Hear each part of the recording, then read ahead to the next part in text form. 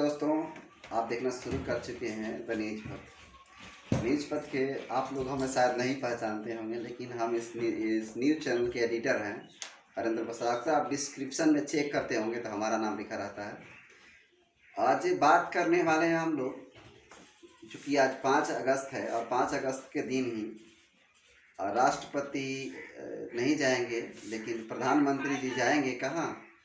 अयोध्या में। अयोध्या में राम मंदिर का उद्घाटन करने के लिए जाएंगे, ताकि आगे का प्रोसेस जो है वो चालू हो सके। आप सोचिए, इस देश में सबसे बड़ा जो राजनीतिक पद होता है वो राष्ट्रपति का होता है।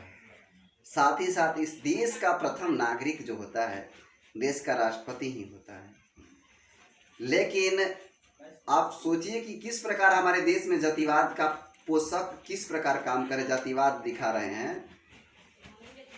राम मंदिर का उद्घाटन करने के लिए इस देश का प्रथम नागरिक राष्ट्रपति को बुलाना चाहिए था, लेकिन इस देश में किस तरह से जातिवाद फैलाया जा रहा है। देखिए, राष्ट्रपति को नहीं बुलाया जा रहा, जबकि प्रधानमंत्री को बुलाया जाएगा।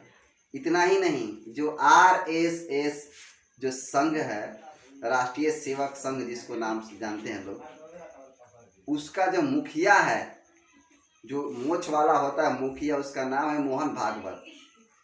ठीक है, मोहन भागवत और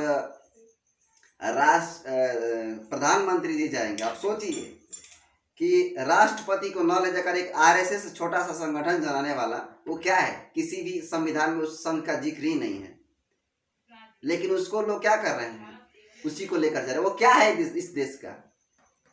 वो ऐसा इसलिए कर रहे हैं क्योंकि हमारे फेकेंद्र कुमार बहरूपिया बाबा, श्री नरेंद्र दामोदर दास फेकेंद्र बाबा जी, उसी के ट्रेनिंग में पले हैं जो है, और वो पहले नरेंद्र मोदी जी वहीं से शिक्षा दीक्षा लिए हैं।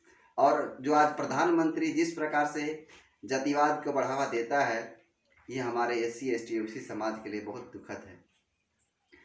आज हमें ब्लैक डे मीन्स की काला दिवस के रूप में मनाना चाहिए था, लेकिन हमारे समाज के लोग इसको नज़रअंदाज करते हुए क्या कर रहे हैं कि सभी लोग अपने अपने काम में मस्त है और ज़बरदस्त है। देश में क्या चल रहा है, कभी किसी को कोई फर्क नहीं पड़ने वाला है।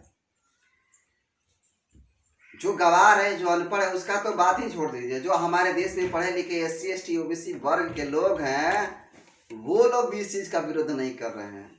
जिनके बाप दादाओं को पहले खाट पे नहीं बैठने दिया जाता था, आज वो जय श्री राम और मंदिर बनने पर बहुत खुश हैं। वो ये बात भूल गए हैं कि उनके बाप दादा के बाद जो उनके पूर्वज आए और जो है, और उन्होंने जिस तरीका से जॉब पाया और जिस तरह से अपना समृद्ध हो गए जॉब पाकर, वो सब बाबा साहब के बदौलत है। और ये RSS वाले देश में मनुस्मृति के आधार पे काम कर रहे हैं। अभी एक बात बताते हैं कि हमारे देश में एक नेप आया हुआ है, मतलब कि new education policy. New education policy का मतलब होता है नई शिक्षा नीति। इस शिक्षा नीति के अंतर्गत इतना घटिया प्रोसेस चालू किया गया है देश में 34 सालों के बाद। हुआ यूँ है कि अब 10th क्लास में जो बोर्ड रहता था उसको हटा दिया गया है। आप सोचिए कि इसको सेमेस्टर वाइज कर जाकर इंटरमीडिएट में 12th क्लास में जाकर इसका बोर्ड के एग्जाम होगा। मीन्स कि फर्स्ट सेमेस्टर, सेकंड और थर्ड और फोर्थ सेमेस्टर में 4 सेमेस्टर में इसको डिवाइड कर दिया गया है। सोचिए कि ये कितना गरीब लोगों के लिए फलदायी है। एकदम बिल्कुल फलदायी नहीं है, इतना खराब है कि पूछिए मत। अब कैसे खराब है समझाते हैं।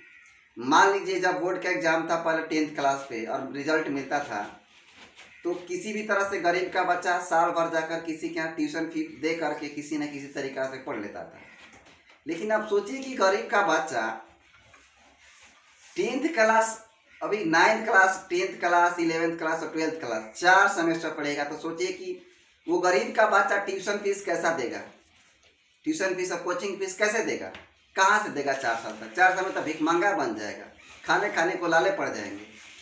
तो इतना साल से कहाँ से देगा पैसा।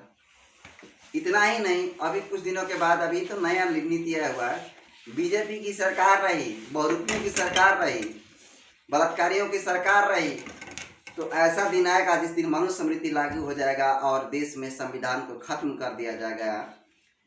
और क्या चलेगा कि शिक्षा सिर्फ कुछ खास वर्ग के लोग ही ले पाएंगे, जैसे स्वर्ण समाज के लोग।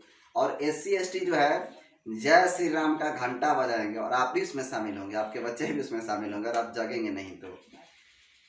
अभी बहुत कुछ कहना बाकी है मेरे दोस्तों, लेकिन आप लोग खुद समझदार हैं, इसके बारे में तथ्यों के बारे में जानिए और अपना दिमाग लगाइए। जय भीम, जय भारत।